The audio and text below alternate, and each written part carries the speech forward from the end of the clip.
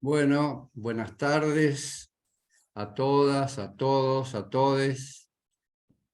Bueno, comenzamos este ciclo que lo hemos denominado Capitalismo y Pueblos Originarios, un debate civilizatorio.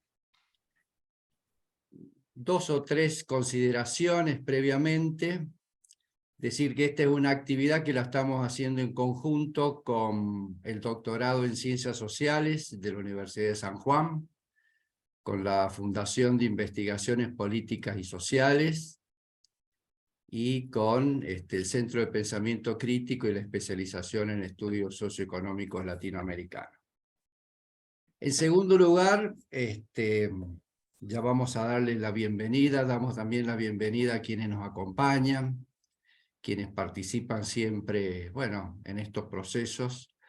Hoy vamos a tener, bueno, a dos invitados, dos amigos, a Ramón Sanferramola y a Gabriela Roffinelli. Pero previamente a ir a los temas y demás, interesa destacar, en primer lugar, cuál es el sentido, cómo surge o por qué desde el Centro de Pensamiento Crítico, en articulación con quienes he mencionado, hemos, digamos, construido este ciclo. Bueno, y tiene que ver porque consideramos que la crisis civilizatoria, los problemas que tiene la sociedad en sus distintos niveles, local, nacional, global, es muy complejo.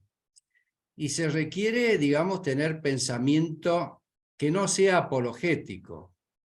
Necesitamos romper con el pensamiento único, pero para hacerlo necesitamos contar con argumentos, necesitamos estudiar, conocer, saber. Entonces, este es un punto muy importante. ¿Cómo comprenderlo? También nos interesa a nosotros entender cuáles son los impactos del sistema capitalista. ¿De qué manera penetra en el conjunto de la sociedad?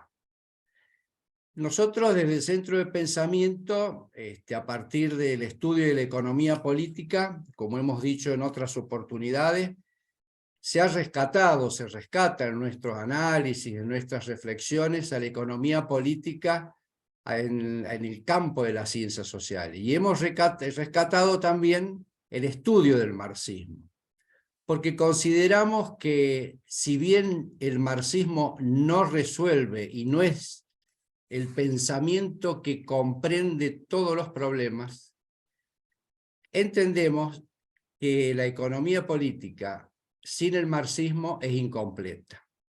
Pero ¿qué nos ha sucedido? A medida que hemos ido avanzando en nuestros cursos, en nuestros debates, en nuestros encuentros, aparecen múltiples problemas.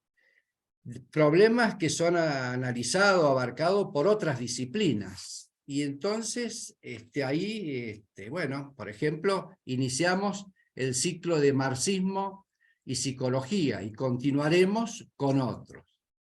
Ahora bien, en este caso concreto, uno de los temas que me parece, por lo menos hemos identificado como central, es que uno de los impactos del capitalismo es la desarticulación territorial.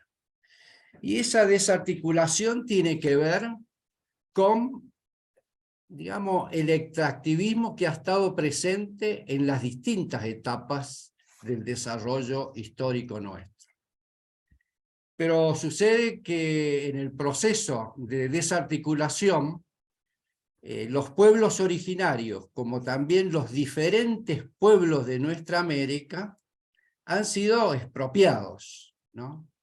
Y cuando digo que han sido expropiados, y por eso creo que tenemos que estudiar, reflexionar, muchas veces nosotros nos referimos a este proceso de expropiación a partir de Marx, de la acumulación originaria.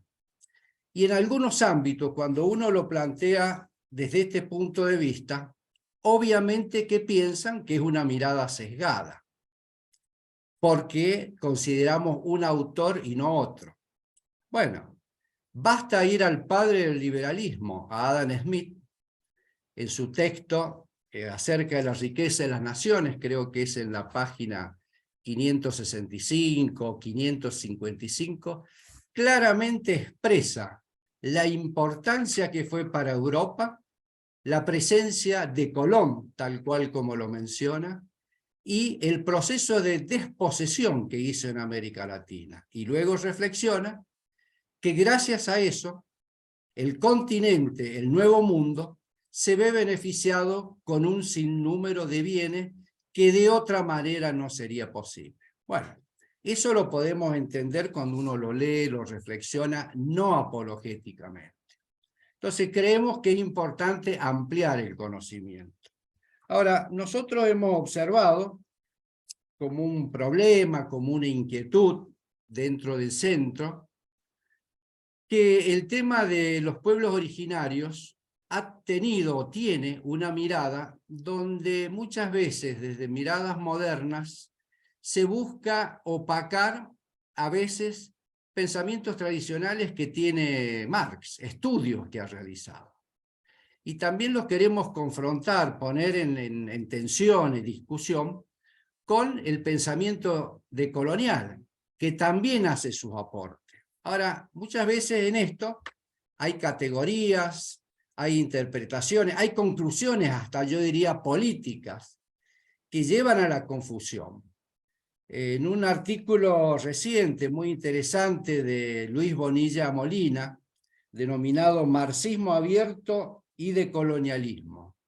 Entonces hace una reflexión de cómo algunos estudios decoloniales han ido desfigurando el drama central que es la lucha de clases, por ejemplo, ¿no? Entonces, desde el Centro de Pensamiento Crítico en conjunto con la carrera de doctorado, con la FISIP y demás, nosotros necesitamos tener argumentos, necesitamos que las personas que entienden en esto nos ilustren, necesitamos reflexionar, porque es un tema de largo plazo y es un tema que no vale, vuelvo a decir, a tener la misma postura que tiene el pensamiento único, que además de resolverlo con la fuerza, lo resuelve apologéticamente. Nosotros tenemos que buscar otro camino. Este es nuestro propósito.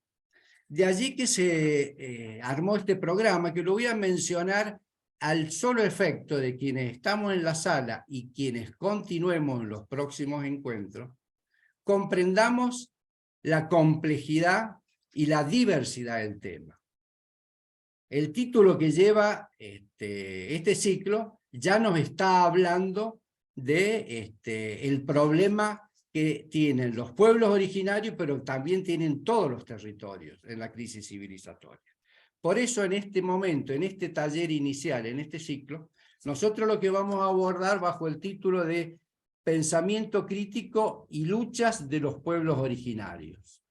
Y aquí, Ramón Sanferramola, que es doctor en filosofía, postdoctor en ciencias sociales, director del proyecto de investigación ética, bioética, derechos humanos en el sur global, docente e investigador de la Facultad de Ciencias Humanas y del Centro de Pensamiento Crítico Pedro Paz de la Universidad de San Luis, nos va a acompañar, y nos va a acompañar con una reflexión acerca de lo decolonial y lo postcolonial desde nuestra América. Y luego, Gabriela Roffinelli, que también es una colaboradora, docente, que ha participado como Ramón en muchas instancias, quien es licenciada en Sociología, doctoranda en Ciencias Sociales en la UBA, es docente de la Facultad de Ciencias Sociales de la Universidad de Buenos Aires, coordinadora del Grupo de Trabajo de Claxo, Crisis y Economía Mundial. También es investigadora de la FISIP y miembro de la Sociedad de Economía Política y Pensamiento Crítico en América Latina y el Caribe, CEPLA. En este caso, Gabriela, sobre lo que va a ahondar y va a reflexionar es acerca de la relevancia del pensamiento de Marx para América Latina. Este es el ciclo número 1. Pero del ciclo 2 hasta el 4, nosotros vamos a ver temas que tienen ver con experiencias, grupos de trabajo nuestro en conjunto con otros ámbitos, que van a reflexionar en su momento acerca de experiencias concretas, de Cuyo, del Cuyum, como también del sur, ¿no? Y entonces, bueno, tenemos en el taller 2, que se va a dar el día de mañana, 4 de noviembre, en el mismo horario, vamos a analizar bajo el título Territorios en disputa, luchas y resistencias en clave de transición. Entonces aquí va a haber todo un análisis referido a cuestiones focales de la provincia. El taller 3, que va a estar en 11 de noviembre, va a abarcar el tema de derecho y Estado, resistencia, transformaciones y la experiencia de la comunidad mapuche en Neuquén. También ahí queremos vincular esta problemática, casos concretos. Y el taller número 4, las subjetividades políticas y los procesos formativos, tensiones, rupturas y posibilidades desde los pueblos originarios, que será el 15 de noviembre.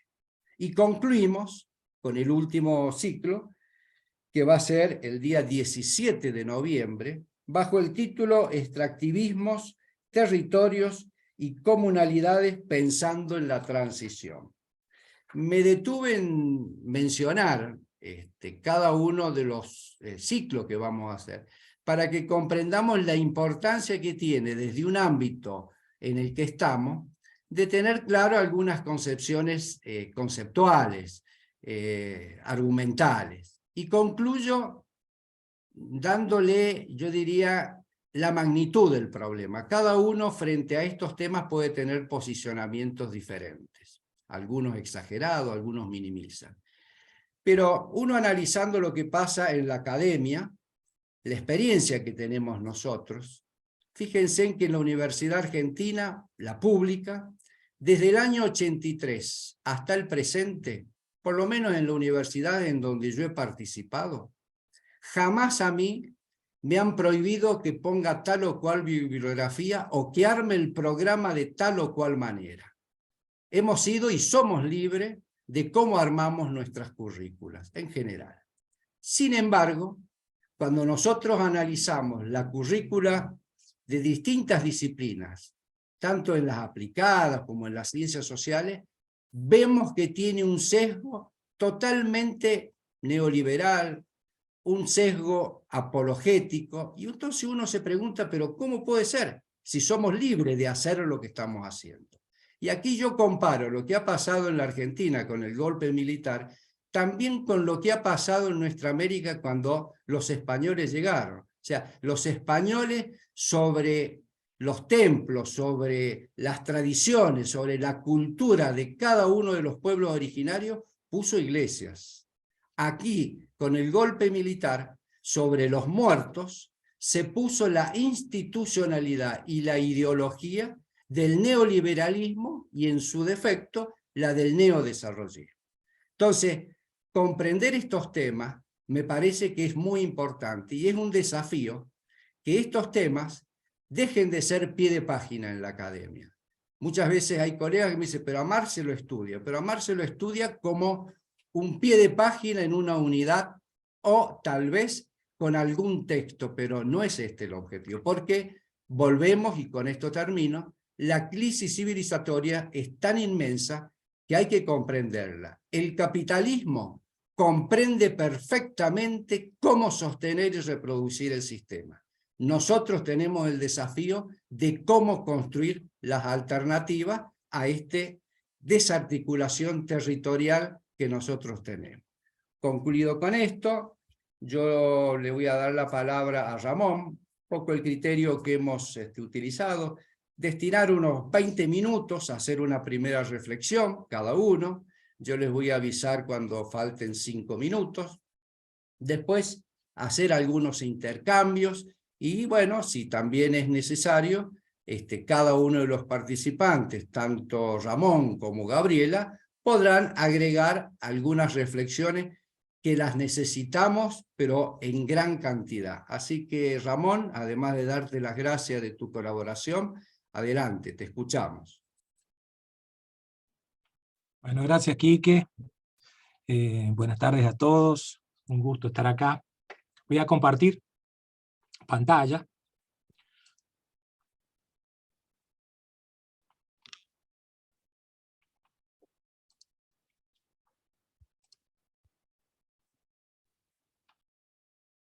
Bueno, ahí lo ven bien. Ya sé que no está en modo, en modo Se ve bien, presentación. perfecto. Está Perfecto. bien. No está en modo presentación ni lo quiero poner para no perderlos, para no perderlas. Dale, Bueno, adelante, adelante. lo he hecho todo con letra grande para que se vea bien. Bueno, tal como decía Quique es Enrique, ¿no? Tal como decía Enrique, me parece que una breve reflexión, y por supuesto siempre partiendo desde la perspectiva personal, ¿no? Respecto de la diferencia entre lo postcolonial y lo decolonial, es importante como, como insumos para conocer herramientas de las ciencias sociales, categorías de las ciencias sociales que pueden servirnos más o menos en esta, bueno, en estos tiempos de desarticulación territorial, como dice Quique, que me parece muy acertada esa, esa definición o esa caracterización del capitalismo sobre nuestra América hoy en día, ¿no? La desarticulación territorial me parece que es una de las características, ¿no?, que estamos sufriendo en Latinoamérica y en el Caribe.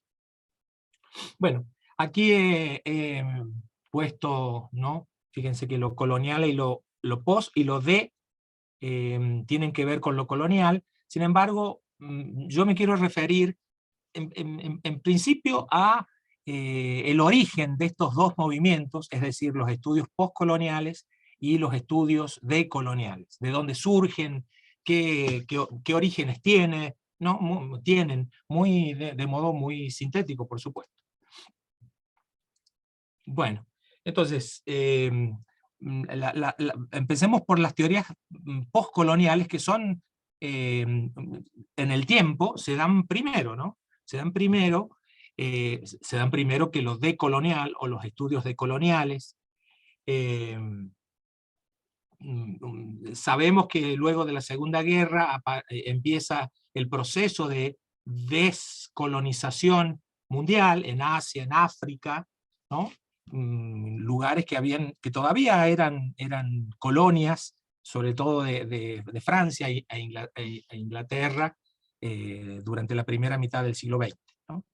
Entonces, las teorías postcoloniales, ¿no?, que le agregamos esta caracterización de anglosajonas, porque en realidad se trata de teorías que surgen a partir de pensadores y pensadoras del tercer mundo, de India, ¿no?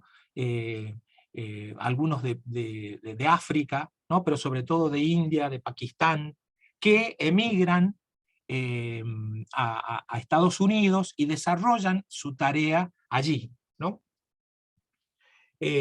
Bueno, y aquí vemos que, digamos, las teorías postcoloniales se asientan en un primer, en un primer texto de 1978 de Edward Said, ¿no?, que es el famosísimo y clásico texto Orientalismo, ¿no?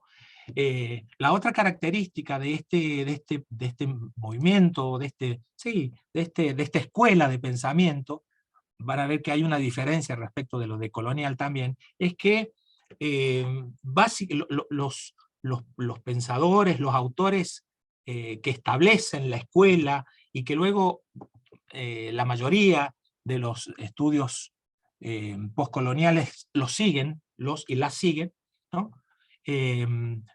Son estas tres personas: Edward Said, ¿no?, Gayatri Spivak y Homi Bhabha, ¿no? Tal es así que dentro de los estudios postcoloniales se los conoce como la Santísima Trinidad, ¿no?, de los estudios postcoloniales, porque, digamos, todos los estudios postcoloniales terminan remitiéndose de alguna manera a ellos tres, ¿no?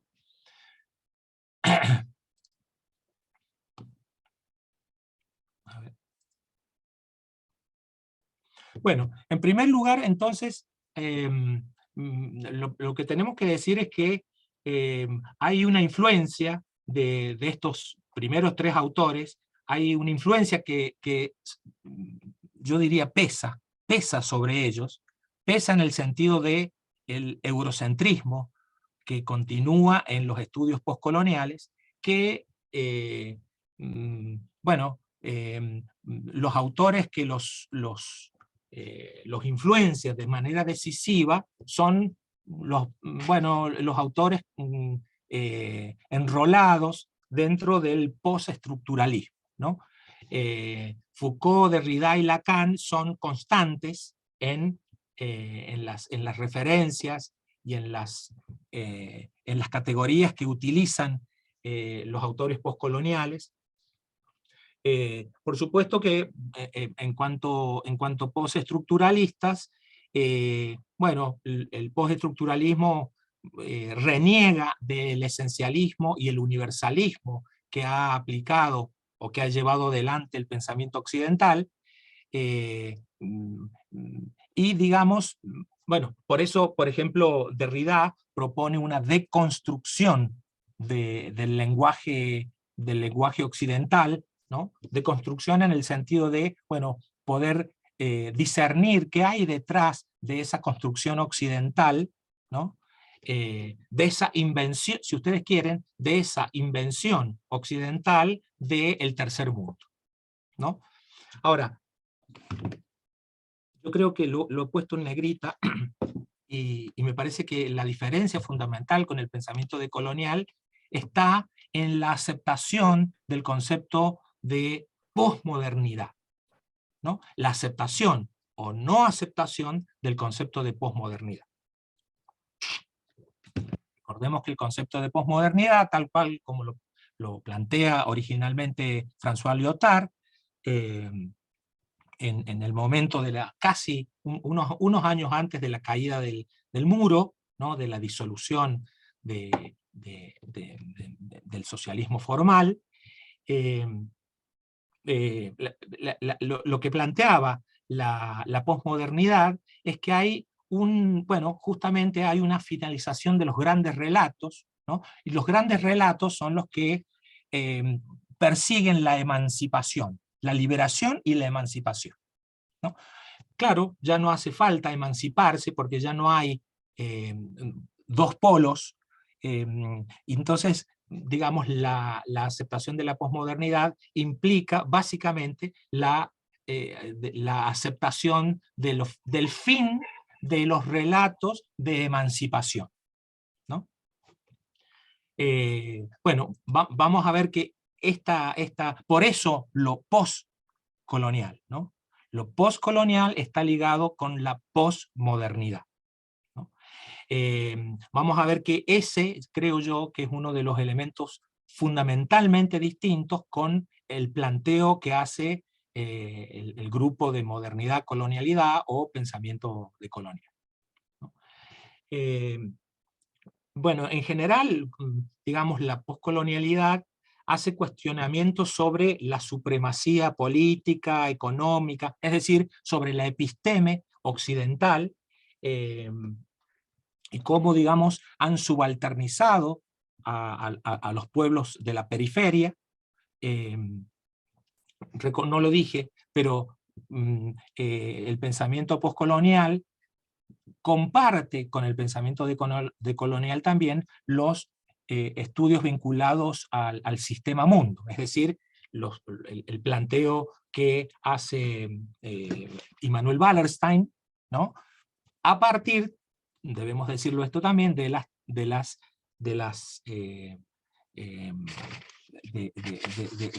teorías de la década del 60, de las teorías de la dependencia, ¿no?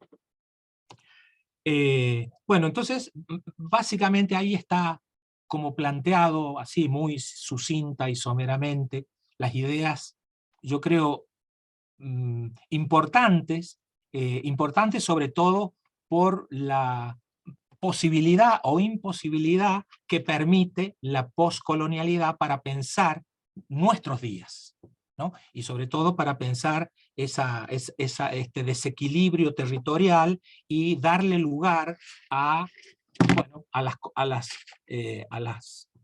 cosmologías y a las ontologías de los pueblos que han sido, de los pueblos originarios, ¿no? Que han sido silenciados históricamente.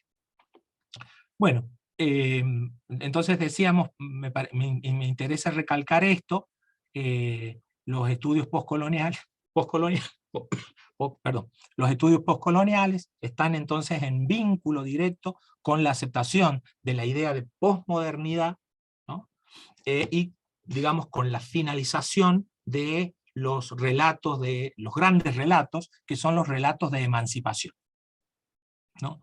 Entonces por eso ya se pasa a una nueva etapa, la posmodernidad, la poscolonialidad. Bueno, veamos ahora el pensamiento decolonial, o como ellos se denominan, ¿no? El grupo modernidad-colonialidad. Vamos a hacer un pequeño seguimiento de cómo surge, pero a mí me parece que lo más importante para nuestra América es que en realidad el pensamiento decolonial recoge los fragmentos del naufragio que habían sufrido las ciencias sociales durante los gobiernos de facto en América Latina, ¿no? Ahí, digamos, ese punto me parece importantísimo, ¿no? Hay en el pensamiento decolonial una recuperación con autores, con ideas que venían desde antes, ya vamos a ver a Dussel, ¿no? Como uno de los animadores principales de las teorías de la filosofía de la liberación, década del 70, y Aníbal Quijano como uno de los pensadores de las teorías, importantes pensadores de las teorías de la dependencia, ¿no? Entonces me parece que lo importante a tener en cuenta para pensar el origen del pensamiento decolonial es esta recuperación de tradiciones del pensamiento desarrollado en Latinoamérica, originales de Latinoamérica. Entonces, aquí vemos a Ramón Grosfogel. Yo creo que esta persona, sociólogo puertorriqueño, es una de las personas que ha, digamos, sido protagonista en la conformación de un grupo, ¿no? de un grupo de trabajo y de estudio que ha podido consolidar un lenguaje común que es el pensamiento decolonial. Y fíjense que comienza casi entrado el siglo XX, digamos, la reunión de los distintos pensadores, la confluencia de los distintos pensadores para la conformación del pensamiento decolonial, comienza, ¿no? Uno podría decir 1996, y fíjense en la Universidad de Estado de Nueva York, ¿no? Donde está la reunión de importantes pensadores que llevan a cabo ¿no? estos seminarios de el grupo de colonialidad, ¿no? Y entonces vemos aquí, digamos, vemos la presencia de Silvia Winter, ¿no? la afrocaribeña cubana, que, bueno, que trabajaba, ¿no? sobre, no sé si vive todavía, si vive aún, que trabaja sobre las herencias coloniales, pero fíjense que quienes están reunidos en este departamento de sociología, ¿no? Aníbal Quijano y Manuel Wallerstein. Y Manuel Wallerstein no trabajaba ahí, pero era muy cercano a ese grupo, ¿no? Entonces, 1996 podría pensarse como la reunión, la confluencia de estos distintos pensamientos que van constituyéndose en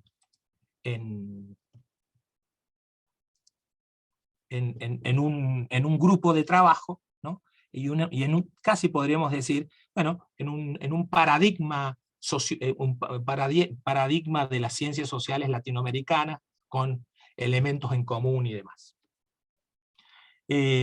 Bueno, fíjense, el 98, 2 años después, en Binghamton hay un congreso internacional, Transmodernidad, Capitalismo Histórico y Colonialidad, ¿no? Un diálogo postdisciplinario. Esa es otra de las características del pensamiento decolonial, ¿no? Está constituido por plurinacional, los autores, ¿no? Ahora los vamos a ir viendo, es plurinacional y pluridisciplinario dentro de las ciencias sociales en general, ¿no? Bueno, y en este congreso, fíjense las figuras que están reunidas, ¿no? Aníbal Quijano, Immanuel Wallerstein, Enrique Dussel, Walter Miñol. Y digamos, este congreso se considera muy importante porque justamente aparece por primera vez la reunión de estas cuatro personalidades, ¿no? Personas de la generación anterior, si ustedes quieren, de la década del 70, que vienen trabajando, ¿no? Separadamente. Esos 5 minutos. Bueno,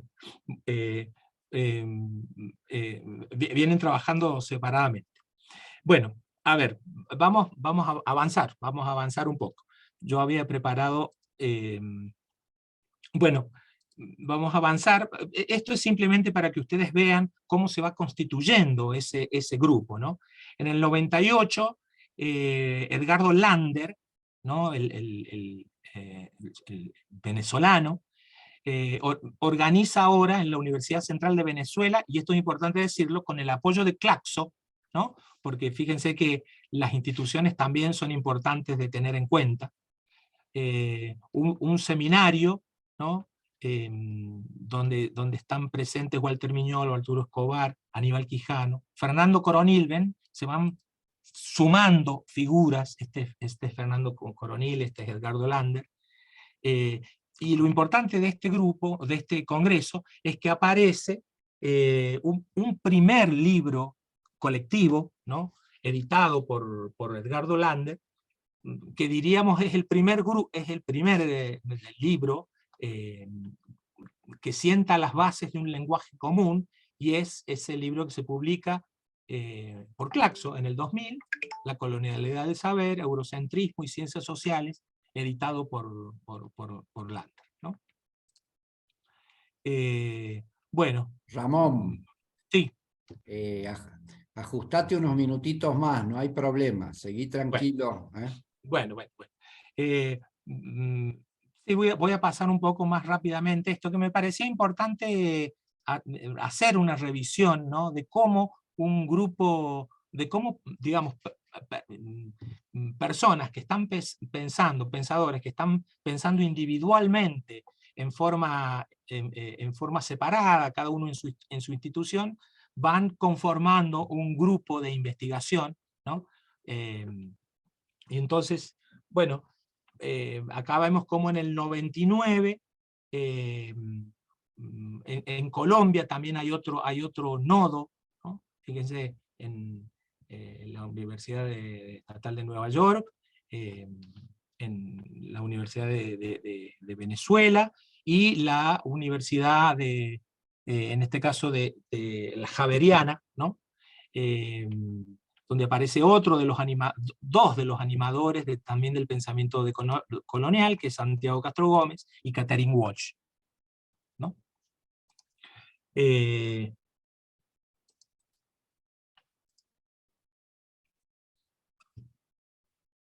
Hay otro pensador, digamos, que se suma al grupo al final, ¿no? Es decir, me estoy refiriendo a Boaventura de Sousa Santos, ¿no? El profesor portugués, ¿no? Y que él viene desarrollando trabajos también en el mismo sentido, ¿no? Y digamos en el año 2004 empieza a vincularse el grupo Modernidad Colonialidad con Boaventura. me parecía importante referirme a los actores y a los actores y autores que han desarrollado ideas muy potentes para pensar justamente esto, ¿no? La desestructuración territorial de nuestros días, ¿no?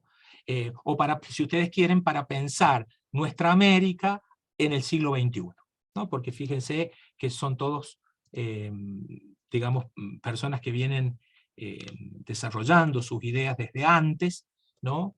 Pero que confluyen en un movimiento. Y aquí, digamos, más allá de los libros que han podido elaborar en conjunto, hay una serie de textos que son también pioneros, ¿no? Se los dejo ahí solamente para que lo vean. Bueno, el texto de Enrique Dussel, El descubrimiento del otro, el origen de la modernidad. Ese es un texto que Dussel escribe para los 500 años del descubrimiento y que plantea ideas muy importantes. Yo creo que la idea principal o la idea más potente es la idea de que en realidad en la colonización, en 1492, lo que hace Europa no es descubrir, sino inventar una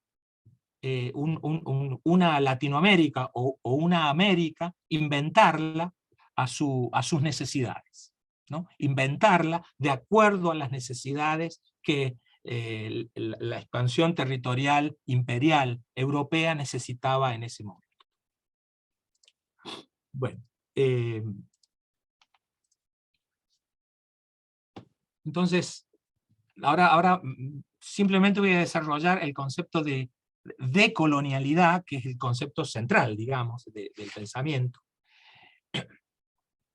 La noción de decolonialidad es propuesta por primera vez por el puertorriqueño Nelson Maldonado Torres, y que Aníbal Quijano la retoma, ¿no? La retoma dentro de sus trabajos, y es una de las ideas muy trabajadas por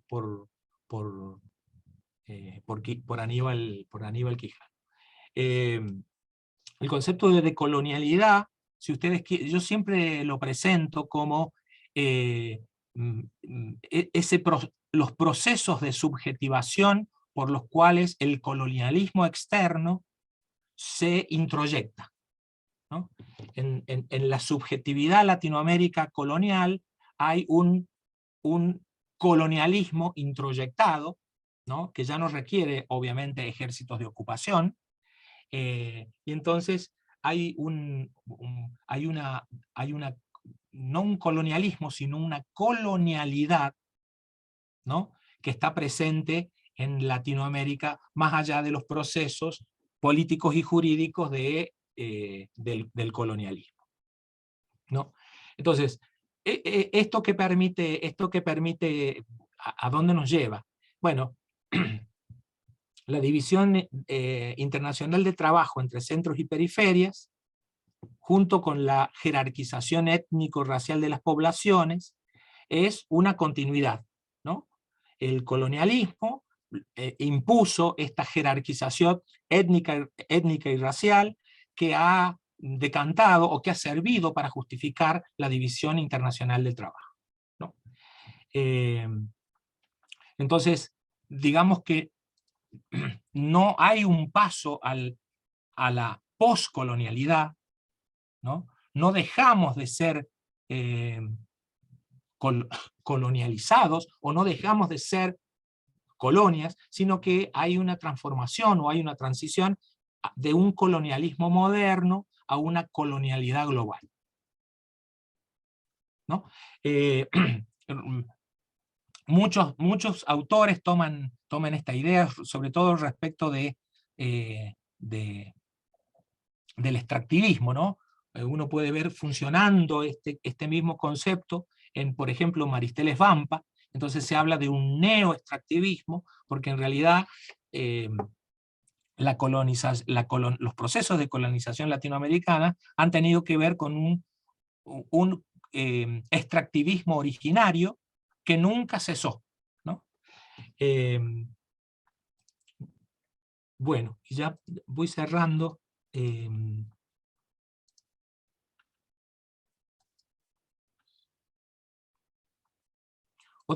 Otra de las ideas me parece potentes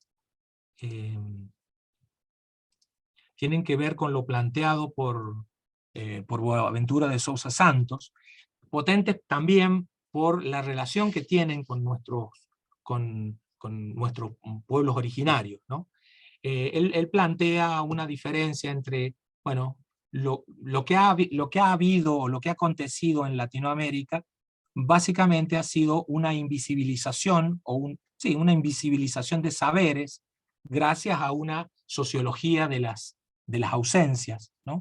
La sociología de las ausencias es la que ha generado un epistemicidio y ha negado todas las formas de saber y de actuar que no son planteadas como occidentales o que son alternativas al planteamiento occidental. Entonces, la tarea, este es otro de los elementos también importantes de la decolonialidad, la tarea es reconstituir, ¿no? Reconstituir, no volver al pasado, sino ver lo que el colonialismo ha negado y ha invisibilizado durante los procesos de colonización, para rescatar justamente alternativas, ¿no? Yo acá tengo un ejemplo, siempre me gusta mostrarlo esto en ejemplos y con esto termino, ¿no? Un ejemplo que básicamente es la producción del alimento, ¿no? Los modos de producción mesoamericanos, ¿no? es la milpa. La milpa es un policultivo, ¿no? ¿Cuáles son las ventajas? Bueno, mantiene la diversidad de la alimentación y no desgasta los suelos, ¿no? Y entonces es un modo de cultivo, un modo de producción del alimento que está en vínculo directo con la biodiversidad. Bueno, fíjense que el sistema agrario aplicado durante la época colonial fue la plantación, que fue el antecedente del monocultivo, ¿no? Es decir, fíjense, hay una negación del modo de producción del alimento que tiene que ver con, obviamente, con una comunalidad que estaba a la base de las sociedades de los pueblos originarios, que tiene que ver con la milpa, que tiene que ver con la necesidad de cuidar a la Pachamama, porque es una cosmovisión que implica el vínculo, ¿no? Bueno, fíjense que el mono... Entonces, a ver, entonces acá ¿qué tenemos? Entre la plantación y la milpa hay una sociología de las ausencias. Hay una negación de un conocimiento, ¿no? De producción del alimento, y está en ese lugar se impone otro modo de producción del alimento, que es la plantación o el monocultivo, que ya sabemos que genera rindes, que para la economía capitalista es mejor, pero para otra economía, por ejemplo, una economía vinculada a la comunalidad y al cuidado de la madre tierra, el monocultivo es altamente nocivo, ¿no? Fíjense que hoy en día hay una sociología de la emergencia, ¿no? que la vemos en la agroecología, ¿no? La agroecología, fíjense que si ustedes quieren, es un remontarse a los orígenes de la milpa, y es un retomar aquellos caminos que fueron negados y que fueron producto de epistemicidio, ¿no? Entonces acá vemos, ¿no?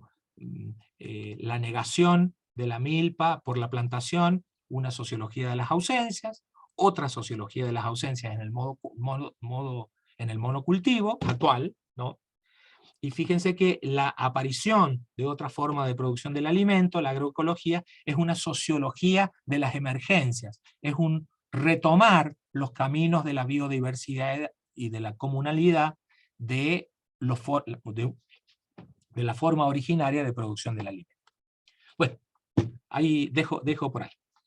Muy bien, muchas gracias, Ramón. Bueno, cuando deja de compartir, por favor, ya estamos. Muy Ahí bien, está. bueno, Gabriela, adelante, por favor. Bueno, ahí está. Hola, bueno, buenas tardes a todos, a todas que están conectados y siguiendo la transmisión, y muchas gracias a Enrique y a los organizadores en general por la invitación y la posibilidad de participar de este encuentro, y bueno, y de esta mutua alimentación de ideas para poder pensar las problemáticas que afectan a nuestra región, a nuestra América, como la llamaba Martí. Yo lo que quiero plantear es la necesidad fundamental que tiene la teoría para poder pensar las problemáticas sociales, ¿no?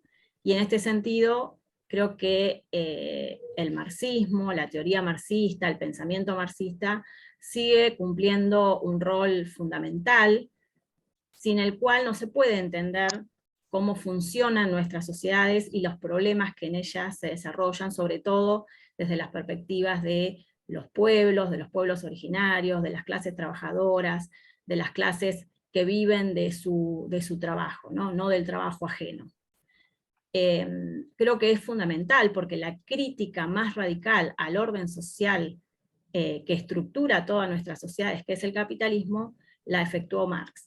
No como, en el mismo sentido que lo decía Enrique, no porque Marx haya hablado de todos los temas, y cada uno de los temas, sino porque plantea aquellos elementos que nos permiten entender el mundo, ¿no? Y en este sentido rescato una categoría de Marx, que es la categoría de totalidad, una categoría que ha sido muy denostada por las teorías posmodernas.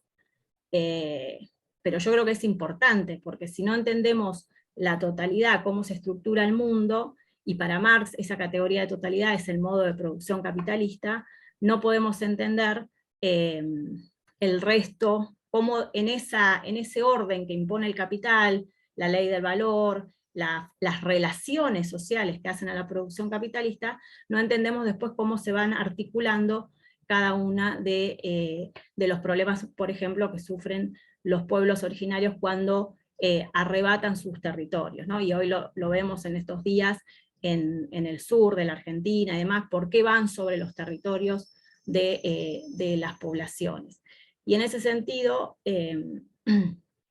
Marx planteaba ya desde ese famoso texto que también citaste, La acumulación originaria, el rol que cumple el colonialismo, ¿no? Dice que Marx dice alguna frase así como que el colonialismo consagra el plusvalor a nivel mundial, o sea, es lo que permite que la acumulación capitalista se desarrolle en Europa, se consolide en Europa, sin colonialismo, entre los muchos elementos que él describe de cómo se va dando ese proceso de desarticulación de las viejas relaciones feudales para llegar al capitalismo, el colonialismo tiene un papel central, ¿no? Entonces a mí me parece que hay que recuperar el pensamiento marxista, que ha sido un pensamiento que ha sido denostado, sobre todo a partir de la década del 80, y eso tiene que ver con una derrota política que implicaron las dictaduras militares, ¿no? Entonces se terminaron los temas de investigación, las problemáticas de clases, la problemática de la emancipación, del imperialismo, todo eso fueron temas que fueron erradicados de los debates académicos y políticos, y entonces se pasó a dar prioridad sobre todo a otras cuestiones que tenían que ver con la transición a la democracia en los 80, pero también con las cuestiones identitarias, ¿no? Y de movimientos sociales y demás.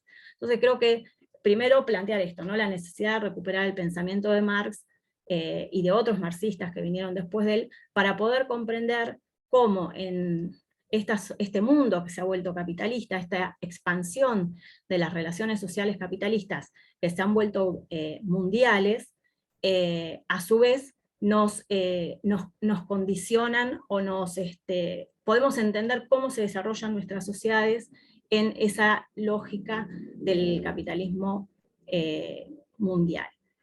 Y esto lo digo porque se ha vuelto, desde algunos autores posmodernos y también de los autores decoloniales, por ejemplo Lander o Mignolo, hay una crítica al marxismo como que es una teoría eurocéntrica, ¿no? Que es una teoría que es producto de la modernidad, y por lo tanto que tiene dificultades para entender las problemáticas de los pueblos no europeos o no occidentales.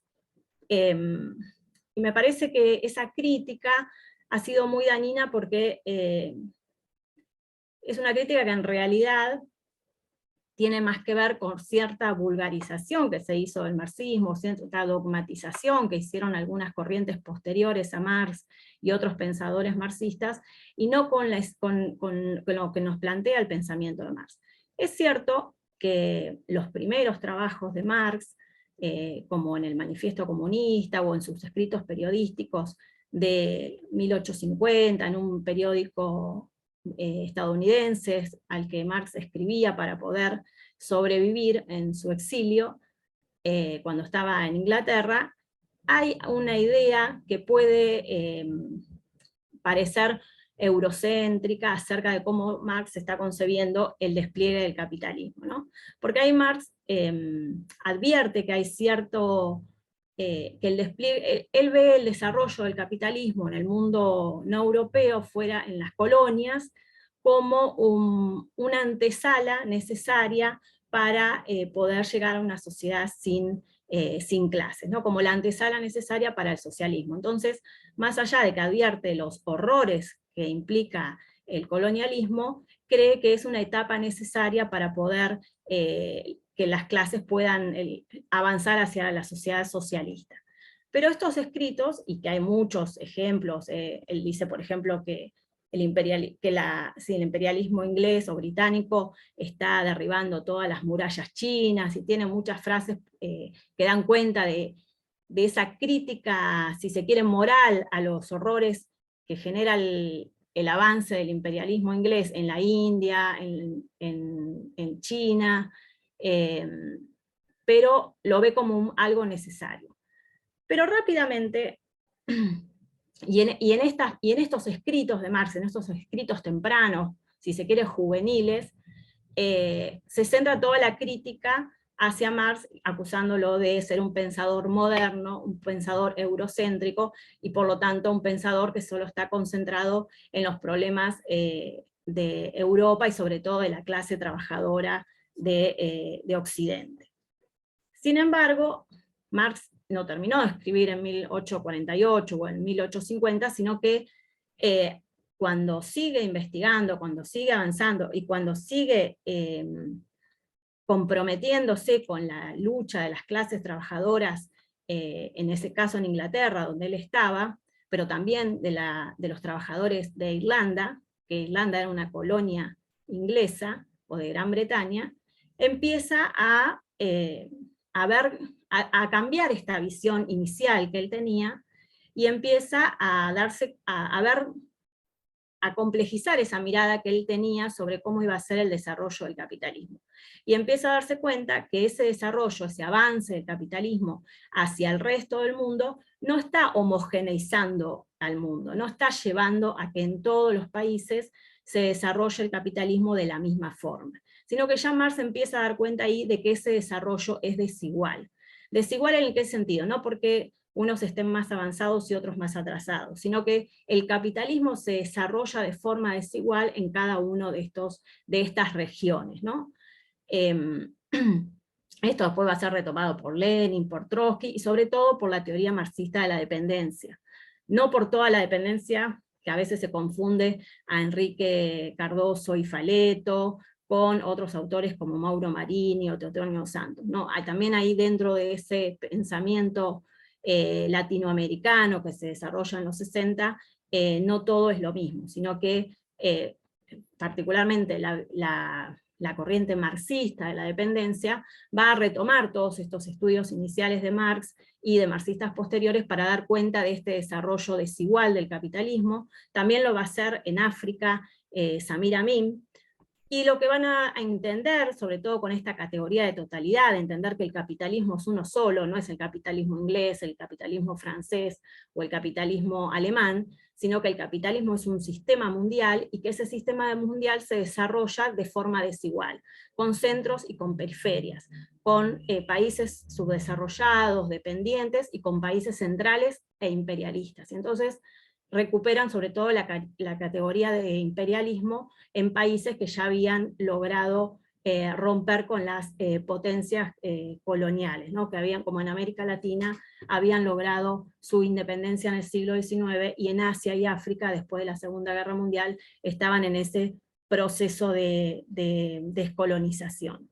Entonces, ¿y qué recuperan de Marx? ¿No?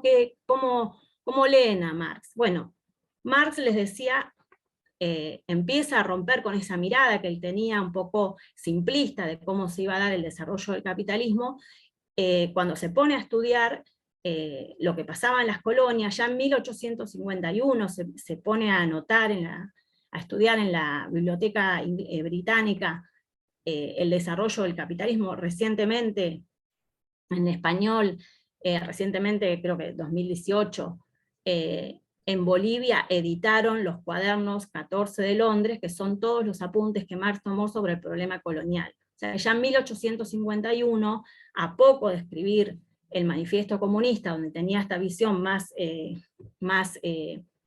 englobadora, pensando que el capitalismo iba a homogeneizar el mundo y que por lo tanto los trabajadores no tenían patria y se iban a desarrollar en todos los lugares, en todos los rincones del mundo, ya en 1851 empieza a ver qué estaba pasando con los países o con las regiones colonizadas, sobre todo con China y con la India, ¿no?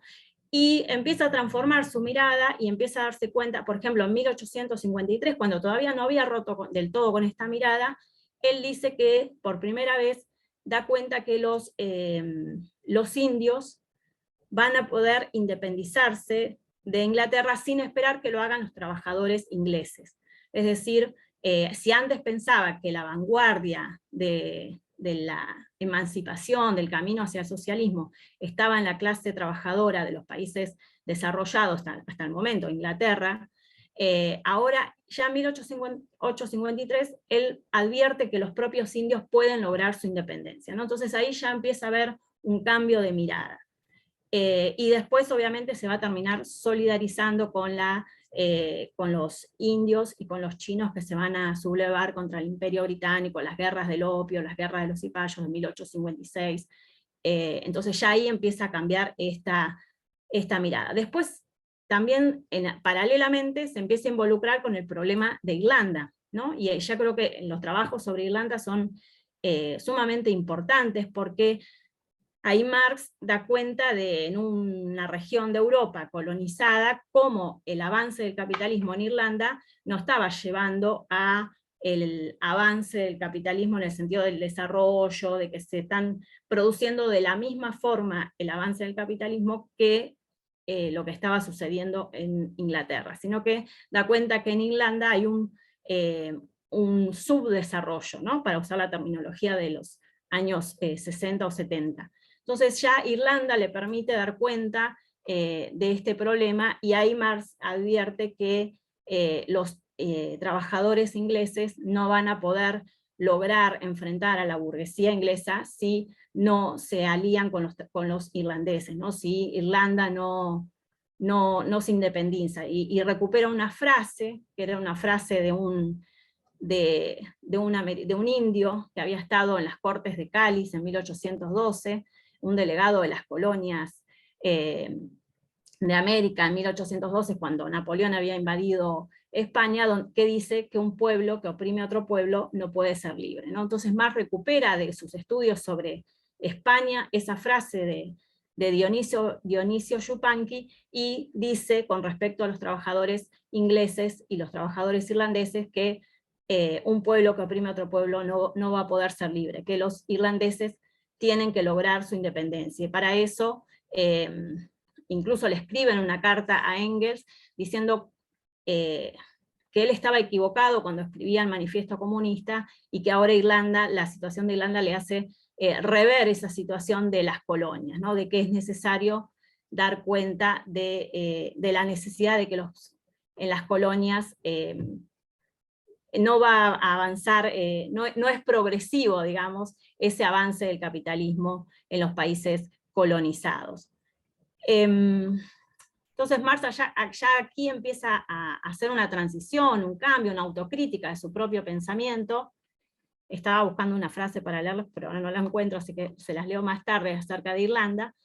Y como Marx tenía un plan de estudio que implicaba varios libros, que hizo varias formulaciones de este plan de estudio, el propio Dussel, Rosdolsky también, otro estudioso sobre todo de los manuscritos, de los borradores del Capital, dan cuenta que reformuló muchas veces ese plan de estudio, pero en concreto era un plan de estudio como de 6 libros, donde iba a investigar cómo funcionaba el capitalismo, y de eso alcanza a publicar el tomo 1 del Capital, y deja los borradores del tomo 2, y el tomo 3, y el tomo 4, solo alcanza a editar en vida uno de esos 4 tomos, pero a su vez iba a escribir acerca del salario, o sea, de los trabajadores, de los terratenientes, de la renta, algunas de estas cosas las introduce en el Capital. Tenía pensado un libro sobre el Estado, que no llega obviamente a escribir, otro sobre cómo en los países los estados intercambian, o sea, el comercio mundial, y el último era la economía mundial capitalista y la crisis, ¿no?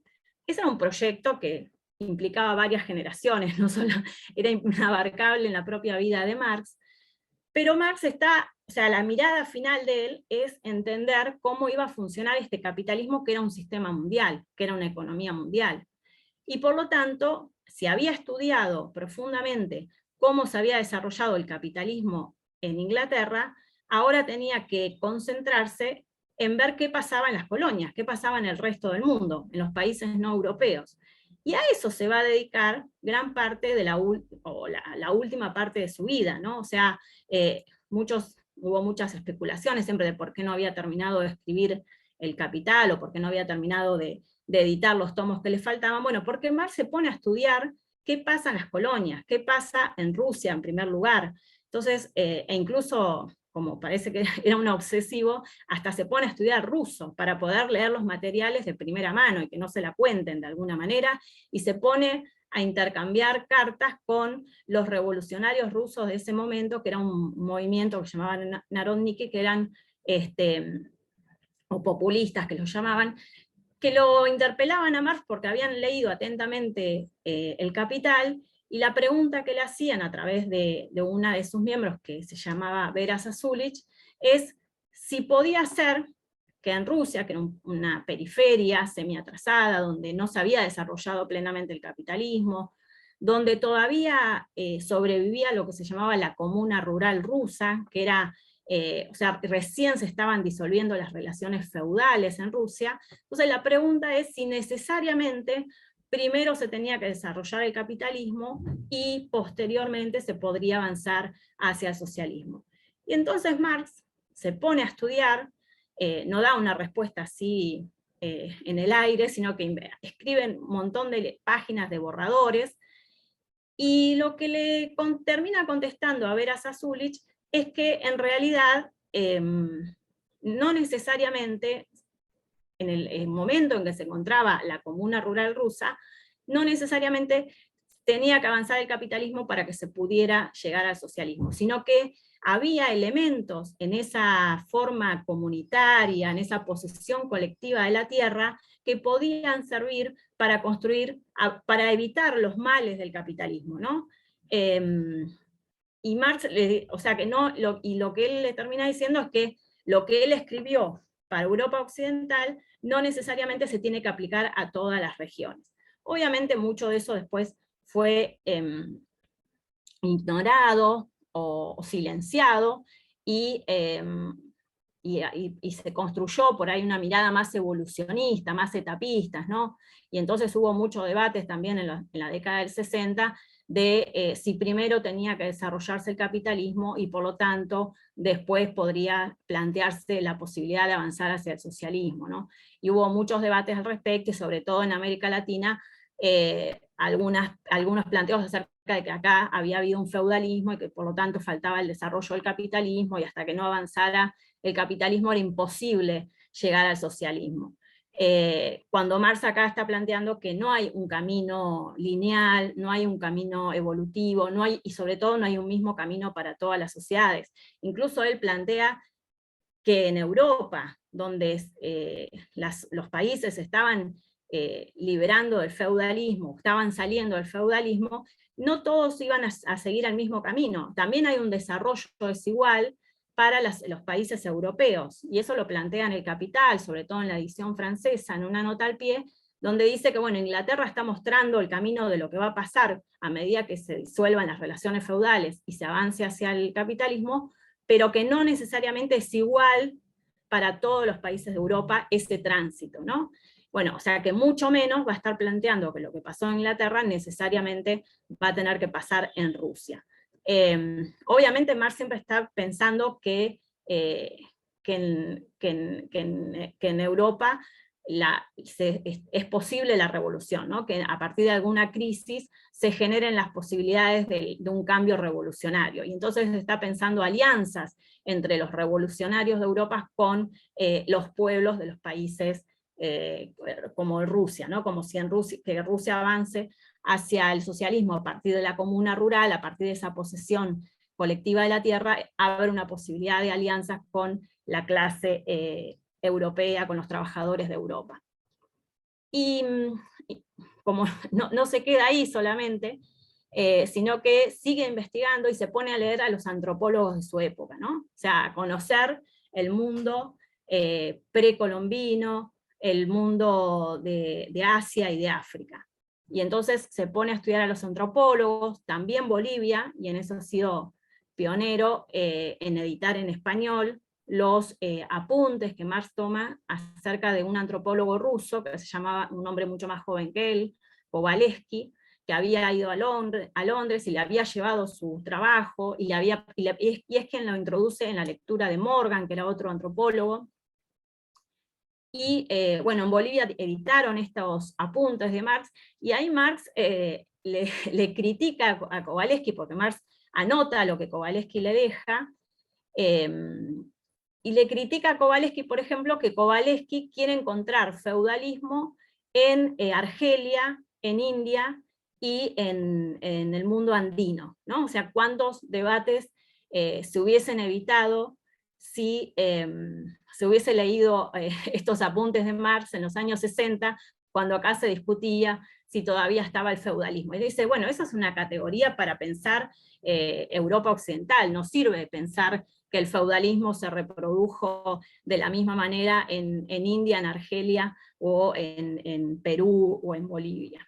Entonces, y eso se lo critica a Kowalewski duramente, Marx, ahí en sus anotaciones. Y incluso Marx, ya en los últimos años de su vida, ya estaba enfermo, viaja a Argelia, ¿no? Viaja a Argelia por una recomendación que le hacen los médicos para su salud, y en Argelia él escribe unas cartas a Engels, donde él, claro, no podía con su genio, tenía que estar tratando de explicarse la sociedad argelina, pero él daba cuenta cómo el colonialismo francés trataba de introducir la propiedad privada de la tierra. Y él veía que había un núcleo de resistencia de los argelinos, o sea, los franceses quieren meter la propiedad privada de la tierra para aumentar la fuerza productiva, la producción agrícola. Y los argelinos resisten eso porque hay una concepción de la tierra como posesión colectiva, pero no solamente se trata de la tierra, dice Marx, sino que de ahí hay un núcleo de resistencia al avance del colonialismo francés, ¿no? Él está dando cuenta que también ahí hay un cambio radical con respecto a lo que él había pensado cuando escribe el 18 Brumario, donde él veía la propiedad privada de la tierra en Francia como una imposibilidad para que los campesinos franceses se unan, ¿no? Se unan como clase y puedan resistir. Entonces, pero él acá cambia la mirada al analizar el problema de la tierra en Rusia, en Argelia, donde ve que hay un núcleo de resistencia en esa posesión colectiva de la tierra. Bueno, todo esto, que por ahí estoy diciendo un poco desprolijo, tendría que haber presentado un PowerPoint, da cuenta de un tránsito en el pensamiento de Marx, una autocrítica del pensamiento de Marx, y sobre todo una complejidad enorme para poder pensar cómo el capital se va expandiendo, pero cómo esa expansión no se da de la misma forma en todos lados y en todos los países, pero es lo que va inevitablemente a someter a todas las regiones, ¿no? El capital se hace mundial, se internaliza, llega a todos los rincones del mundo, pero ese desarrollo va a ser desigual, no va a generar las promesas de avance que había tenido, en los años también 50 y demás, se decía, bueno, que el avance del capitalismo iba a generar el desarrollo, ¿no? Era la fantasía de que todos los problemas de los países del mundo periférico, de lo que se llamaba el tercer mundo, tenían que ver con la falta de capitalismo, y que el camino, la solución a los problemas que padecían las mayorías, los pueblos colonizados, las clases subalternas, los trabajadores, los campesinos, se iban a solucionar con el avance del capitalismo. Marx ya plantea que eso no va a ser así, y eso es lo que recupera la teoría marxista de la dependencia, o pensadores como Samir Amin, y otros más desde África, si ya terminó, para pensar esa complejidad que lleva el avance del capital hacia todas las regiones del mundo, ¿no? Pero yo creo que si no se tiene en cuenta eso, la categoría central, la categoría de totalidad, que nos permite dar cuenta de cómo nos insertamos en esa economía capitalista, cuál es el rol que nos genera esta división entre países imperialistas y países subdesarrollados, no podemos pensar las particularidades, las cuestiones concretas de cada país, ¿no? Necesitamos partir de eso para pensar después las cuestiones concretas, el desarrollo concreto de cada formación económico-social de cada país. Y dentro de eso se inserta el tema de los pueblos originarios, porque justamente esta expansión del capital es lo que llevó a la expoliación de las tierras, a la expoliación de las regiones, no solo en el proceso de acumulación, sino que después, incluso cuando se logra las independencias políticas, el genocidio en Argentina, de la Patagonia, de lo llamada conquista del desierto, tiene que ver con ese proceso de avance de las relaciones sociales capitalistas, de esa incorporación de las tierras y de los, bajo esa relación de capital-trabajo, ¿no? Poner esas tierras a la producción de materias primas hacia el mercado, hacia el imperialismo británico en ese momento, pero cómo ya se inserta esta relación de dominación y de subordinación en esta lógica de este capitalismo que a partir de 1880, 1890 ya se transforma en una estructura imperialista. Y yo creo que hay que recuperar la categoría de imperialismo, y con esto ya termino, que es algo que hasta el propio Gross-Fowell señala en una nota que le hicieron cuando vino a la Feria del Libro acá en Buenos Aires, donde dice que a veces algunos de sus colegas del equipo de colonialidad han perdido la categoría de imperialismo, y que para él la categoría de colonialidad es necesariamente antiimperialista, ¿no? Entonces me parece que hay que recuperar esta categoría también para poder pensar la lógica de la subordinación de nuestras regiones en este mundo, en este orden capitalista. Bueno, y lo dejo acá y seguimos con las preguntas.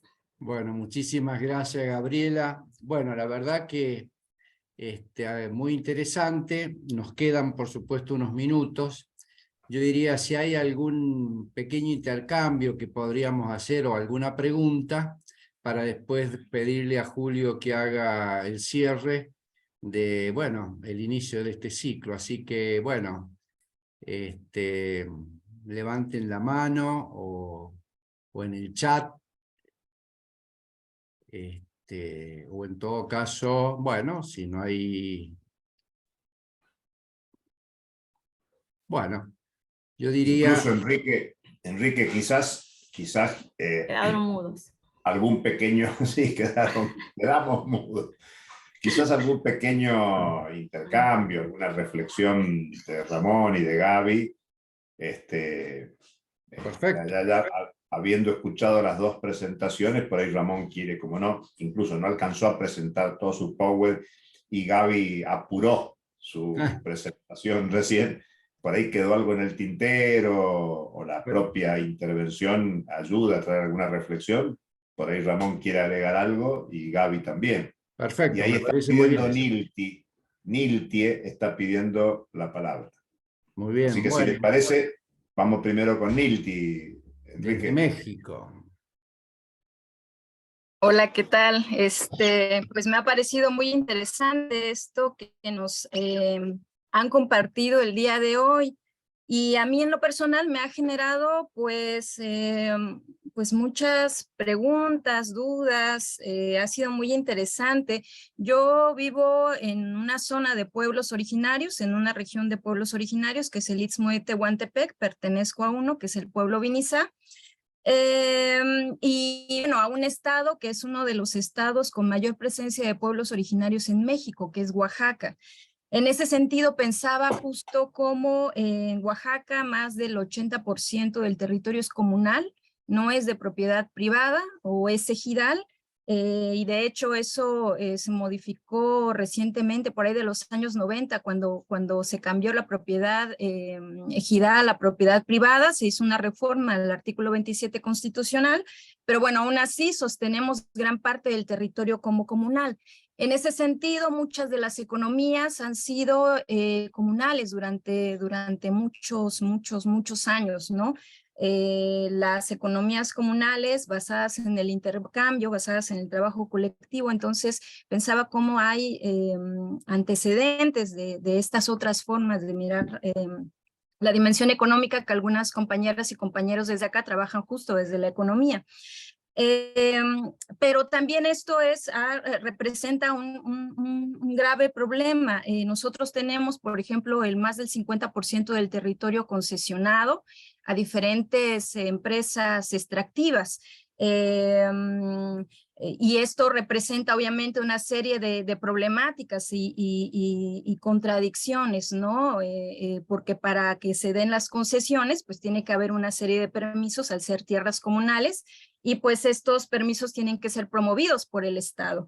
En ese caso pensaba un poco en lo que pasa entonces, cómo se está reestructurando, y por ahí va mi pregunta, pues en la actualidad el capitalismo, o si está permaneciendo igual, o cómo podemos entenderlo. Por ejemplo, en el contexto de los nuevos gobiernos que incluso declaran el fin del neoliberalismo, pero que tienen como principales proyectos, por ejemplo, un corredor interoceánico, un Tren Maya, en el caso de México, para el paso de mercancías, y cuya administración está otorgada además a militares, a los gobiernos de los estados y al gobierno federal, cuando, insisto, todos estos son territorios predominantemente de pueblos originarios. Entonces pensaba cómo cómo estamos mirando estas nuevas formas de entender si es que es otro capitalismo, si efectivamente nos vamos allá del neoliberalismo, pero sobre todo cómo esta idea del imperialismo está jugando nuevamente con estos gobiernos de izquierda para la disposición, para el despojo, para los megaproyectos que se están dando en los territorios de pueblos originarios, pero ahora bajo la narrativa de izquierda, que es una narrativa mucho más difícil pues es una posición en la que, por ejemplo, los procesos de defensa del territorio se enfrentan con un gobierno con mucha legitimidad, y donde es más complicado, como con un gobierno de derecha, pues uno va y todo mundo dice, pues sí, vamos en contra de ese gobierno, pero cuando es un gobierno de izquierda resulta un poco más complicado, ¿no? Y más cuando es un gobierno que se declara ya post-neoliberal. Entonces, ¿Cómo está jugando esta relación entre la economía, la desposesión, el capitalismo y los pueblos originarios que, como les decía, pues tenemos sistemas normativos que a través de las asambleas pues impiden el avance y son un obstáculo, digamos, para estos intereses? Sin embargo, pues desde el Estado se despliegan otro tipo de estrategias para este proceso de despojo y desposesión. Por ahí va mi comentario, mi pregunta, no sé si fui clara. Muy bien, muchísimas gracias, Nilti. Bueno, me parece bien, retomando lo que decía Julio, aprovechemos, Ramón, Gaby, unos 5 minutitos para hacer una reflexión complementaria y tomar las inquietudes que nos deja aquí en la sala nuestra colega, compañera mexicana, Nilti. Adelante, bueno, no sé, Ramón.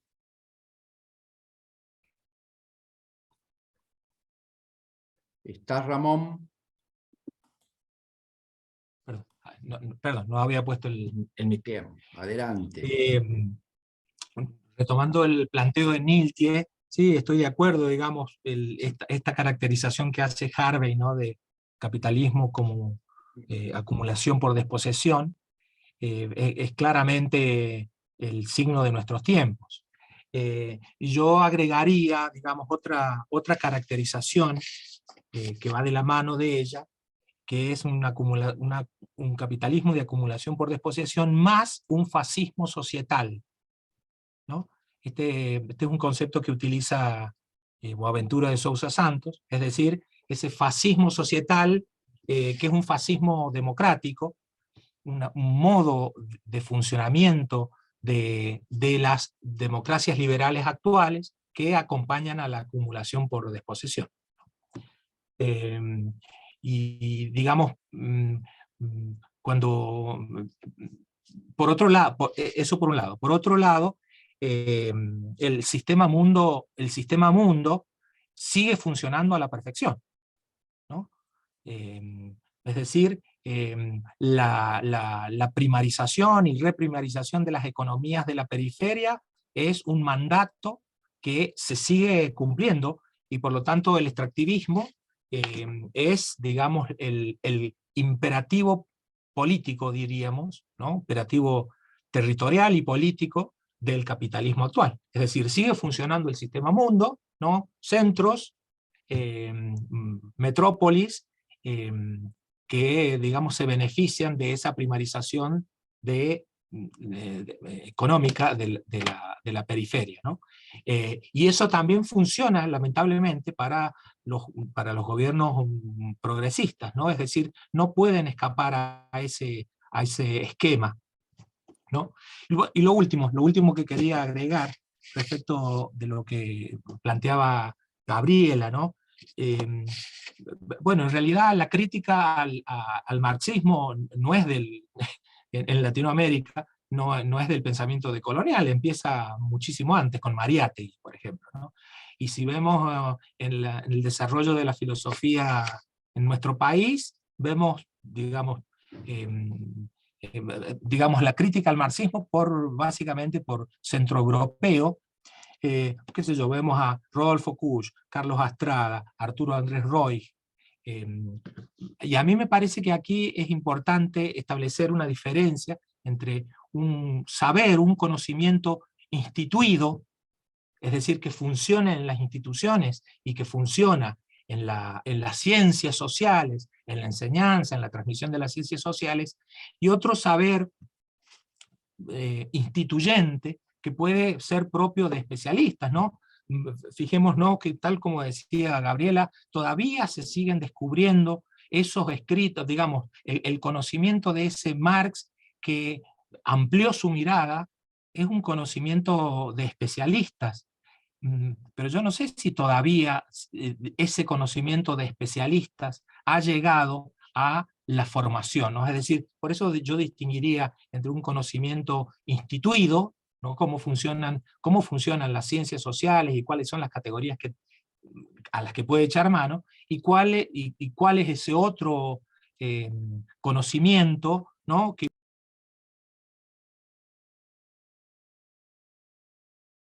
Está silenciado, no se escucha. Apagaste el micrófono. Sí, te muteaste, Ramón. Perdón, Ahí está. ese conocimiento, digamos, que es propio, obviamente, de una persona, de un pensador crítico como Marx, ¿no? Que yo calculo que debe haber seguido entendiendo el mundo hasta el último día de su vida, ¿no? Bueno, eso solamente quería. Gracias, Ramón. Gaby. Sí, yo con respecto a la pregunta de la compañera, creo que el capitalismo es un sistema mundial donde la división social del trabajo está estructurada a partir de una lógica del imperialismo, ¿no? Es quien impone esa división social del trabajo, a qué nos dedicamos, qué se produce en los distintos países, ¿no? No porque las burguesías locales, las clases propietarias locales son socias de esa fracción dominante, global, imperialista, ¿no? Y entonces eso produce una división del trabajo, y eso llevó que desde los años 70 en adelante se produjera una desindustrialización de los países latinoamericanos que habían avanzado hacia un proceso de industrialización por sustitución de importaciones, que tenía un montón de limitaciones, pero ese desmantelamiento que tenía que ver con sus propias contradicciones, pero también con una decisión política, ¿no? Las dictaduras de Pinochet, de Argentina, vinieron a desmantelar un sistema de producción, pero también a acabar con las resistencias, ¿no? Es una lógica de frenar el avance de los proyectos emancipadores, ¿no? Ya sea por la vía pacífica o por la vía armada, pero en los dos lugares el poder de las dictaduras fue cruel, fue genocida, ¿no? Entonces, eso vino a reconfigurar nuevos sistemas nuevos modos de producción, que van a estar ahora volcados, no nuevos modos de producción, ¿no? Un nuevo patrón de reproducción del capital, que llevó a una reprimarización de la economía, a cierta industrialización más ensambladora, ¿no? Como las maquilas en México, o lo que tenemos acá en Ushuaia, ¿no? Donde se ensamblan, pero se deslocalizó la producción, ¿no? También tiene que ver con las transformaciones que el capitalismo ha logrado hacer y que le ha posibilitado que se deslocalice, ¿no? Se produce una cosa acá, otra allá, y esto se ha visto ahora con la pandemia, con la parálisis productiva a la que llevó el encierro de las personas, que, bueno, faltaban insumos que venían de acá, de allá, y esto tiene que ver un poco con la crisis. Bueno, esa transformación que el capital empieza a producir a partir de los años 70, que esa es una transformación que va en búsqueda de la valorización, ¿no? Porque la lógica del capital es la valorización, es generar plusvalor, y cada vez tiene más dificultades para generarlo, y eso lleva a incrementar o a hacer esta nueva división social del trabajo, y esta búsqueda de generar plusvalor, que tiene cada vez más complicaciones. ¿Y cómo va a generar plusvalor? Bueno, sobreexplotando la fuerza de trabajo, ¿no? Explotando cada vez más a los trabajadores, por eso vemos formas de informalidad laboral, precarización laboral, todos son mecanismos con los que se busca extraer más plusvalor de los únicos que producen la riqueza nueva, que son los que venden su fuerza de trabajo, ¿no? Y esto... Pero Marx ya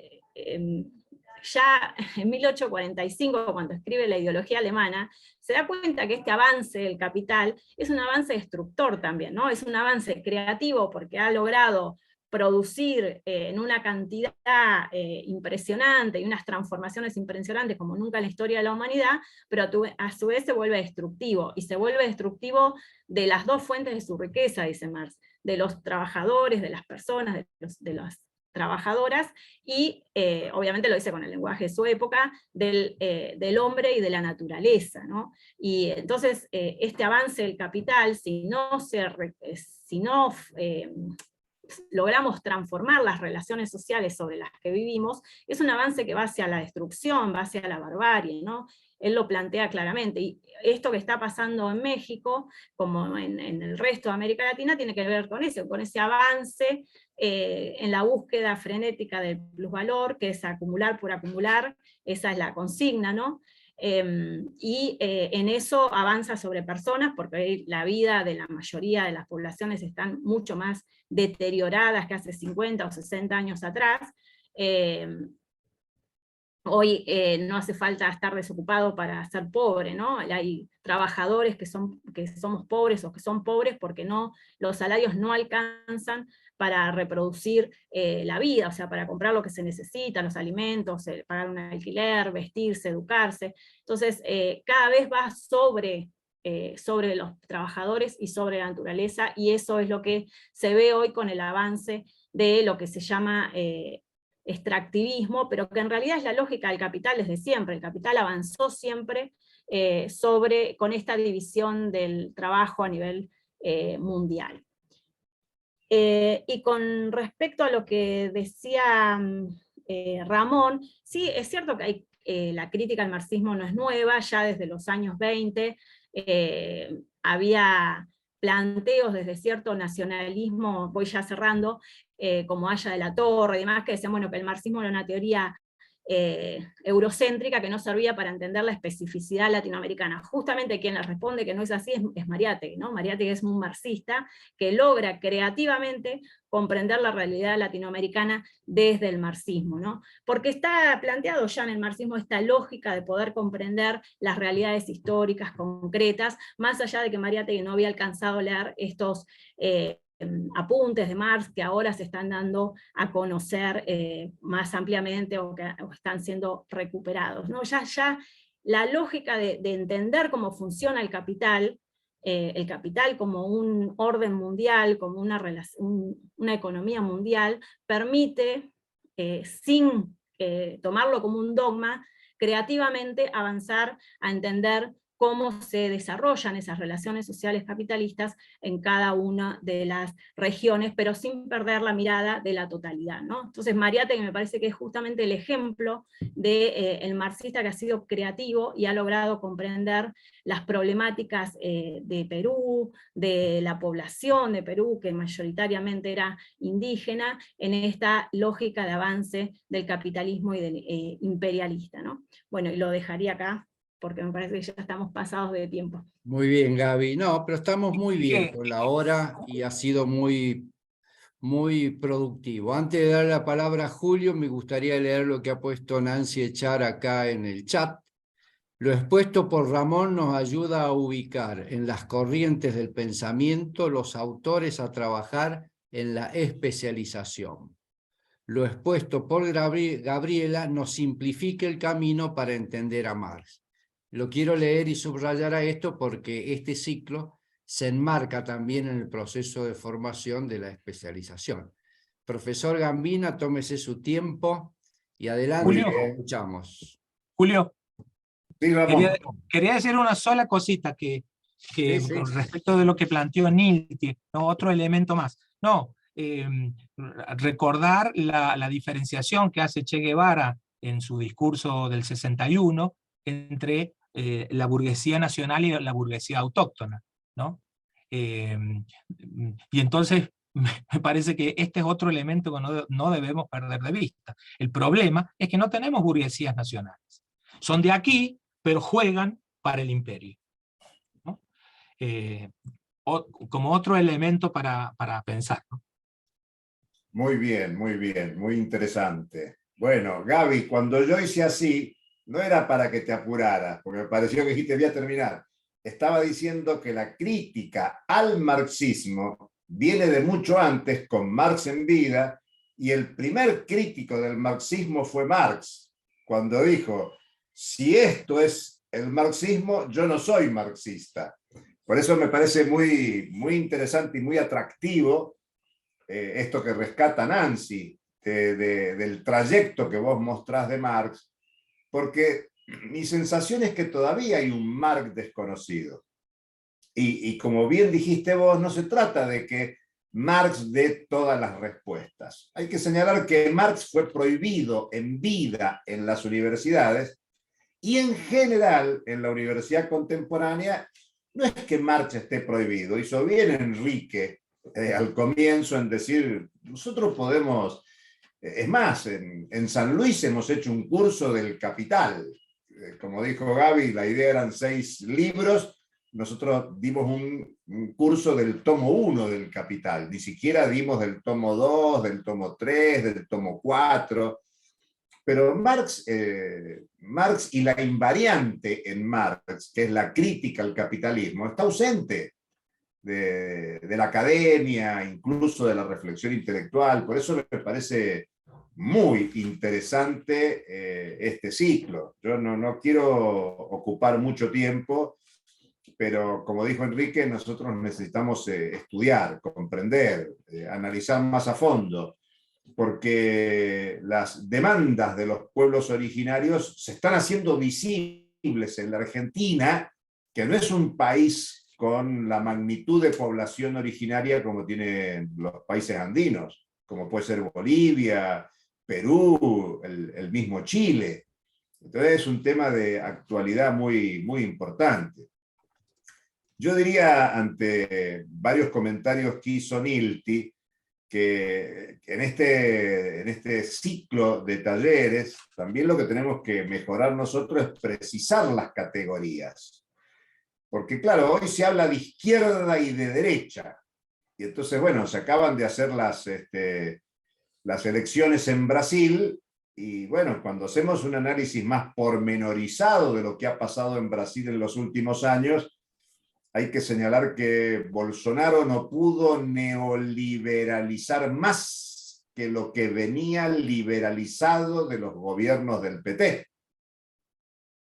Y que la perspectiva de un futuro gobierno del PT seguirá el rumbo esencial de la liberalización de la economía, porque el neoliberalismo es el nombre de las políticas hegemónicas del capitalismo contemporáneo. Estoy diciendo cosas para debatir, por supuesto, pero para pensar la realidad. A mí me gustó mucho cuando Enrique hizo una crítica a la universidad actual digo, de los últimos 50 años, cuando señaló que el neoliberalismo o el neodesarrollismo construyeron una ideología hegemónica dominante que tapa pensamiento crítico anterior.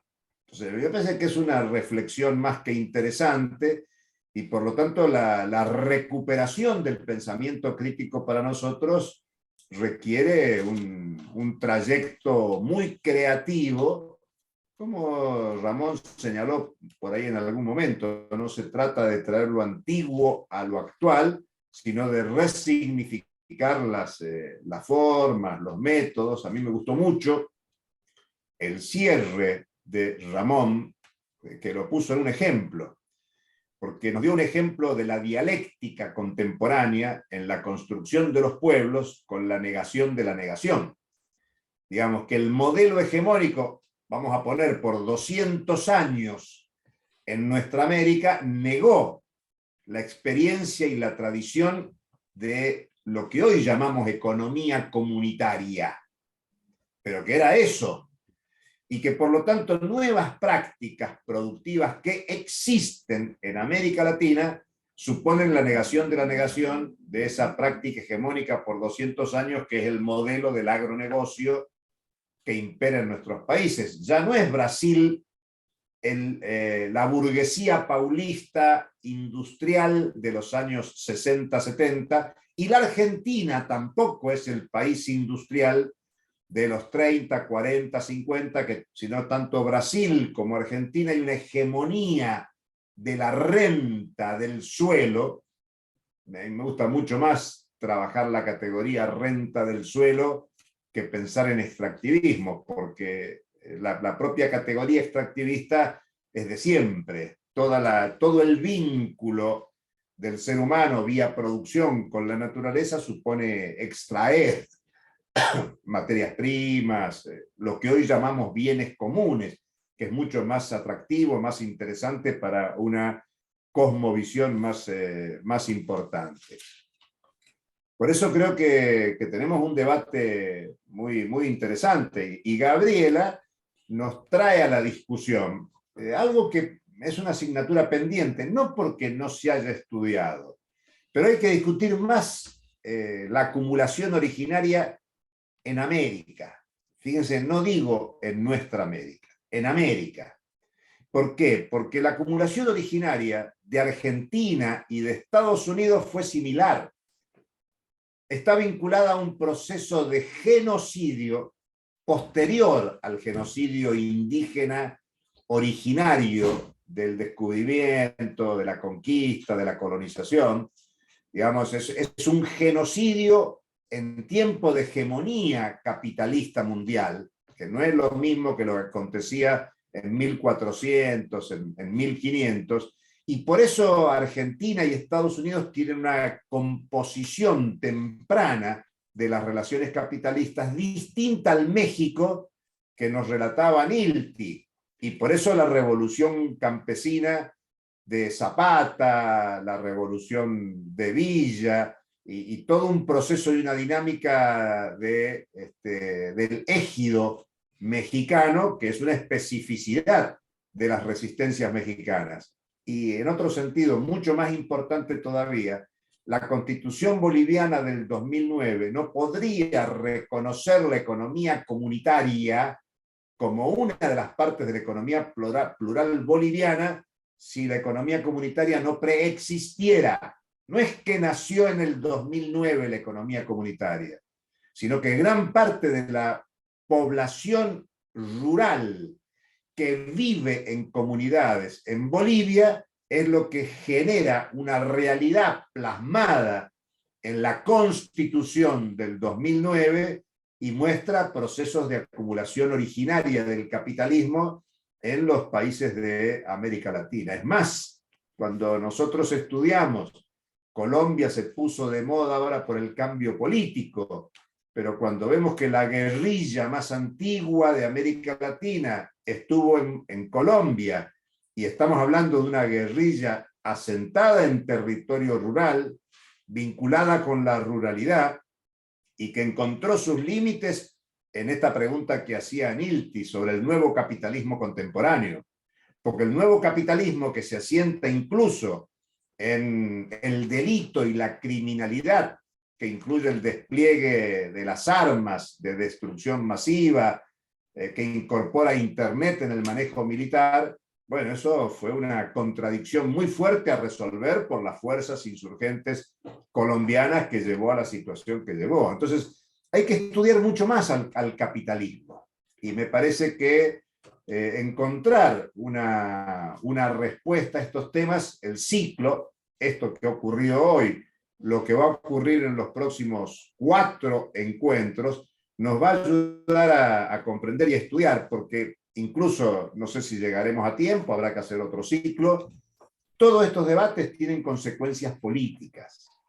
Como dijo Ramón, dentro de los postcoloniales o los decoloniales hay muchos matices, y entre ellos mismos no tienen las mismas apuestas políticas. Y me parece que Marx, en el trayecto que Gaby nos mostraba, tenía una clara propuesta política por la emancipación, por la transformación, por el socialismo. Y entonces la pregunta es, bueno, ¿qué tenemos que responder nosotros desde el pensamiento crítico, desde las luchas de los pueblos indígenas, originarios, ante la situación de explotación y de saqueo contemporáneo? ¿Qué hacer?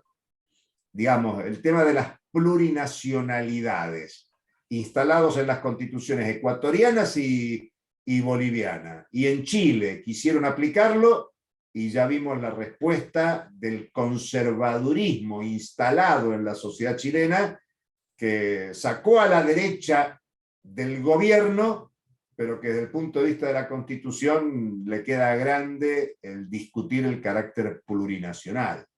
Entonces, bueno, yo diría hasta ahí.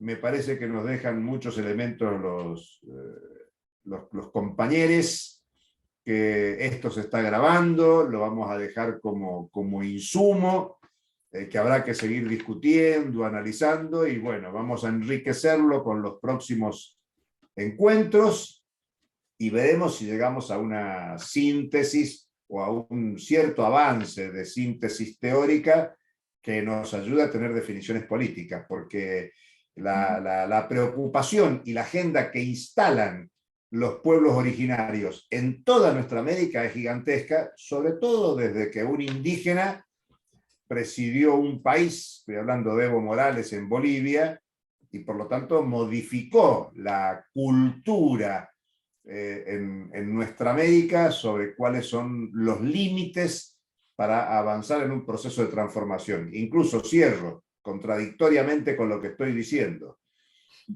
Contrario a lo que Marx le contestaba a Vera Zasulich y a los populistas rusos, la Bolivia plurinacional, en vez de ir desde la comuna, de la economía comunitaria boliviana al socialismo comunitario, lo que desarrolló es la burguesía aymara. Lo estoy diciendo en el lenguaje que se discute en Bolivia, y tiene que ver mucho con esto de cómo el neodesarrollismo en América Latina ha generado nuevas formas de desarrollo del capitalismo contemporáneo hegemonizado por el neoliberalismo. Entonces, no solo alcanza con las categorías, no solo alcanza que las categorías sean instituidas en una constitución, sino que hay un fenómeno cultural que nos desafía para construir una sociedad alternativa, una otra sociedad, para hacer visible al otro, aquello de lo que nos hablaba Ramón, recuperando al texto de Dussel del 92. Bueno, hasta ahí, Enrique. Creo que ha sido muy, muy útil que convocáramos a este debate, y será mucho lo que aportarán los próximos talleres, especialmente ya mañana. Así que hasta ahí. Muy bien. Nos vemos mañana entonces. Bueno, muchas gracias. Un saludo para todos. Hasta mañana. Gracias Chao, a hasta ustedes. mañana. Mañana. Chau, chau.